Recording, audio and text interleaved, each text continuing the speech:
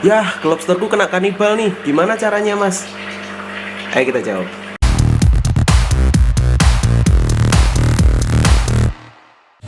Halo teman-teman, kembali ke channel YouTube Pratama Megantoro. Di video kali ini kebetulan kan aku lagi di luar kota, jadi aku mohon maaf jika aku hanya bisa untuk menggunakan beberapa footage dari file-file video yang sempat aku record untuk pembahasan materi kali ini. Jadi materi kali ini kita akan membahas soal kanibal, kenapa proses kanibal itu terjadi dan apa faktornya, dan gimana caranya kita bisa mengurangi kanibal di dalam lobster air tawar itu sendiri. Nah, ngobrolin soal itu, kita perlu tahu bahwa lobster air tawar itu memiliki sifat utamanya dia bukanlah kanibal tapi melainkan teritori, dan dia merupakan hewan yang nokturnal. Nah, itu berarti kalau kita ngobrol soal sifat dua hal ini, nokturnal dan teritorial, maka kanibalisme ini terjadi itu karena ada dua faktor. Yang pertama, dia mempertahankan wilayah tempat dia tinggal atau tempat dia bertahan hidup itu. Atau kemungkinan kedua adalah kanibalisme terjadi ketika gagalnya proses kawin. Nah,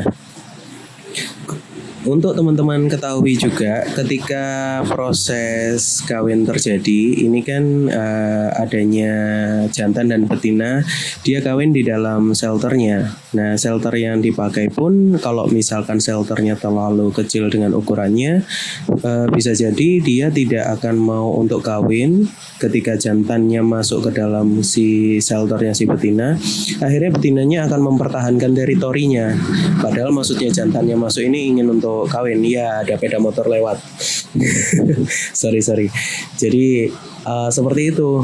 Nah, langkah-langkah yang perlu kita persiapkan untuk mengurangi adanya proses kanibal terjadi adalah, yang pertama, kita bisa dengan menambah jumlah shelter yang ada.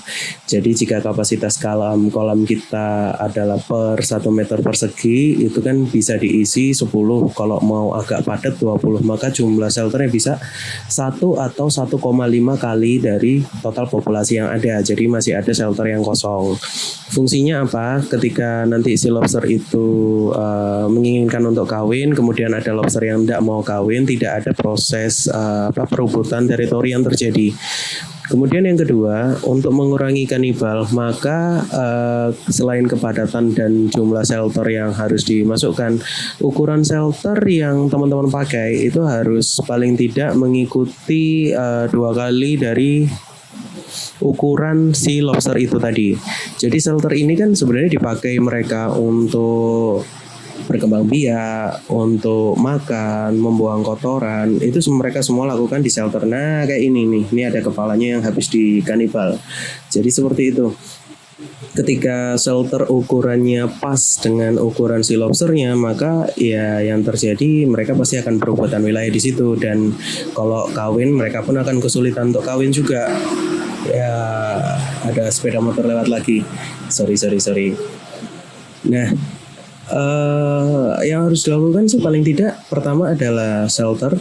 Shelter itu harus minimal 1,5 atau 2 kali dari jumlah populasi yang teman-teman pakai di lingkungan itu.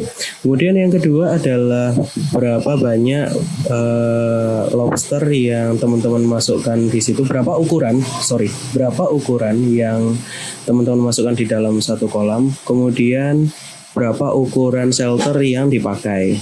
Jadi usahakan shelternya itu bisa agak besar, bisa untuk masuk sekitar 2 lobster masuk ke dalam situ, kalau memang fokusnya adalah untuk kawin. Jadi proses kanibal ini terjadi karena adanya kegagalan di proses kawin itu. Oke, jadi sekian dulu untuk video kali ini. Buat teman-teman semua yang mungkin mau tanya-tanya atau mau mencari informasi soal budidaya lobster air tawar, teman-teman bisa cek website kita di www.budidayalobsterairtawar.com. So see you next time. Jangan lupa untuk klik like, subscribe, dan komen ya. Thank you.